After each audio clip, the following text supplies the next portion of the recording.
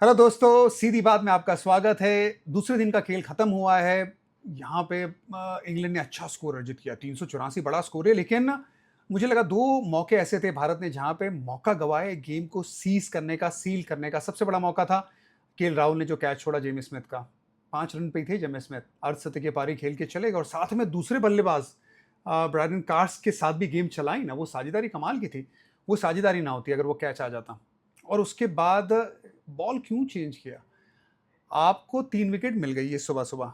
आपको कोई ज़रूरत नहीं थी, गेंद जो हरकत कर रही थी उसे बदलने की। भले ही शेप खराब हो गया, डज़न्ट मैटर। आपको गेम चेंज करने की ज़रूरत नहीं थी। मैं एज़ अ बॉलर आपको बता सकता हूँ कि जो गेंद हरकत नहीं करती है, तभी हम सोचते हैं कि यार ये गेंद हरकत नहीं कर रही है, इसका शेप बदला, इसे बदलते हैं। जो गेंद हरकत करती है और शेप बदल चुके हैं, विकेट मिल गई और 1 नहीं, 2 नहीं, 3-3 विकेट मिल गई थी। उसके बाद आप गेंद चेंज करते हैं।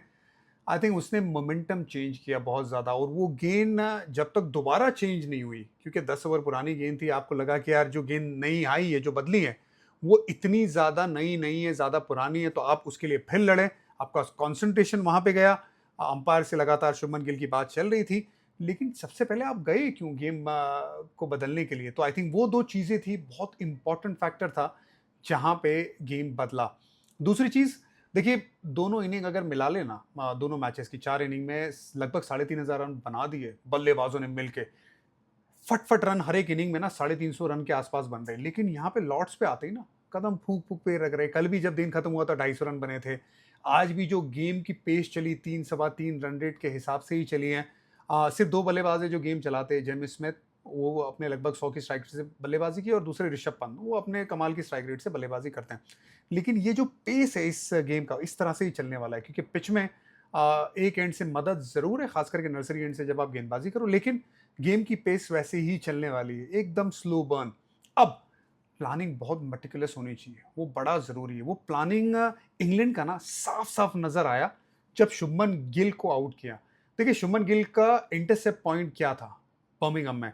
क्रीज़ के ना बहुत आगे खड़े रहे थे। अगर ये क्रीज़ है तो यहाँ पे स्टांस लेके खड़े रह रहे थे, तो इंटरसेप्ट पॉइंट बहुत आगे था। वो चेंज करवाया इंग्लैंड ने। इंग्लैंड ने क्या कहा?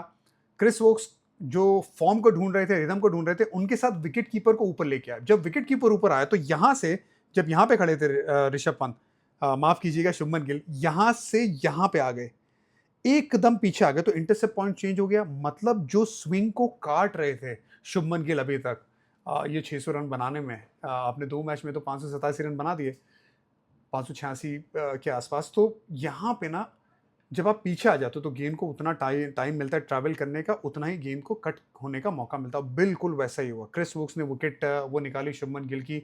बड़े बल्लेबाज को सॉलिड प्लानिंग करके इंग्लैंड के पूरे खैमे ने उसको जो आउट किया वो मेटिकुलस था। ऋषभ पंत के साथ भी तो यही कर रहे थे ना। तो इंग्लैंड ने ये मान लिया है कि 2 जो बल्लेबाज हैं, उनके लिए हम अलग-अलग प्लानिंग करेंगे। ऋषभ पंत को कभी विकेट कीपर ऊपर कर रहे थे, कीपिंग कभी पीछे जा रहे थे, कभी आगे, कभी पीछे, तो वो ज़हन में खेलने की पूरी कोशिश थी इंग्लैंड के खिलाड़ियों की, तो प्लानिंग ठीक थी। लेकिन जोफ्रा आर्चर की गेंदबाजी की बात करनी पड़ेगी। लगभग 145 की स्पीड से गेंदबाजी की। इंजरी के बाद 4 साल के बाद पहली ओवर में तीसरी गेंद पे विकेट निकाली, यशस्वी जायसवाल की डिफेंस में आउट किया। इतना आसान था नहीं किसी की खिलाड़ी के लिए कमबैक करना। उन्होंने कमबैक किया, बहुत बढ़िया तरीके से कमबैक किया और जब वो कल सुबह गेंदबाजी करेंगे वो भी बड़ा क्रूशियल रहेगा वो स्पेल। लेकिन एज़ अ स्टार्ट जो नर्व्स रही होगी जोफ्रा आर्चर के ज़हन में, वो सारी ख़त्म हो चुकी है, क्योंकि जो सेलिब्रेशन भी देखने को मिला ना जब आए सारे इंग्लैंड का खैमा उनको हग करने के लिए, ये दिखाता है कि एक तो बहुत लवेबल कैरेक्टर है टीम में और साथ ही में उनकी वैल्यू बहुत है। वो नई गेंद का इस्तेमाल भी बहुत बढ़िया तरीके से किया। तो इंग्लैंड की प्लानिंग अच्छी थी। इंग्लैंड गेम में आगे, अभी भी 250 के आसपास रन ना भारत पीछे है, तो ये बड़े रन हैं। और इस पिच पे हमने देखा है कि ऑन दी अप शॉट्स लगाना इतना आसान तो है नहीं ना। तो भारतीय बल्लेबाजों को बड़ी मेहनत करनी पड़ेगी। कल का दिन बड़ा क्रूशियल होगा। लेकिन अगर बुमराह की बात नहीं करेंगे तो सही नहीं होगा। देखिए, जसप्रीत बुमराह कल भी जब गेंदबाजी कर रहे थे ना, 18 ओवर में 34 बार बीट किया था बल्लेबाजों को। लगभग हर एक ओवर में 2 बार। बड़ी बात है ना यार। अब विकेट एक ही आई थी, अब इसमें आप क्या ही एनालिसिस करोगे, अनलकी थे वो। लेकिन जब आज गेंदबाजी करने आए, पंजा खोल दिया। बड़े बल्लेबाज को आउट करना ये जानते, जो रूट को 11वीं बार आउट कर दिया और जो लेंथ डाली, आज लगा सुबह थोड़ी ना पिच में गति भी थोड़ी ज़्यादा बड़ी थी, ज़्यादा तेज़ हुई थी आज पिच, जो मैंने कल कमेंट्री में भी बात किया था सुबह के अगले दिन मैं एक्सपेक्ट कर रहा हूँ कि पिच थोड़ी तेज़ होगी। जिस तरह से बेन स्टोक्स को भी बोल्ड किया था राउंड द विकेट, स्लोप का बहुत अच्छा इस्तेमाल किया, वो एंगल से बढ़िया गेंद अंदर आई, लेकिन बेन स्टोक्स के सामने भी इंडियन टीम का प्लान था कि आगे खिलाने की कोशिश, वहीं पे बोल्ड किया, जो रूट को भी आउट किया। अगर जो रूट वहाँ पे शतक बनाने के बाद आउट नहीं होते ना, ये बड़ी लंबी पारी खेलने वाला बल्लेबाज है, तो आंकड़ा 400 के पार भी हो सकता था। और उसके बाद दोबारा फिर बल्लेबाजों को परेशान करना, 5 में से 4 विकेट बोल्ड निकालना, जसप्रीत बुमराह की ये काबिलियत दर्शाता है। आखिरकार ओनर्स बोर्ड पे नाम लिखवा ही लिया जसप्रीत बुमराह ने, और क्यों नहीं, डिज़र्व करते यार।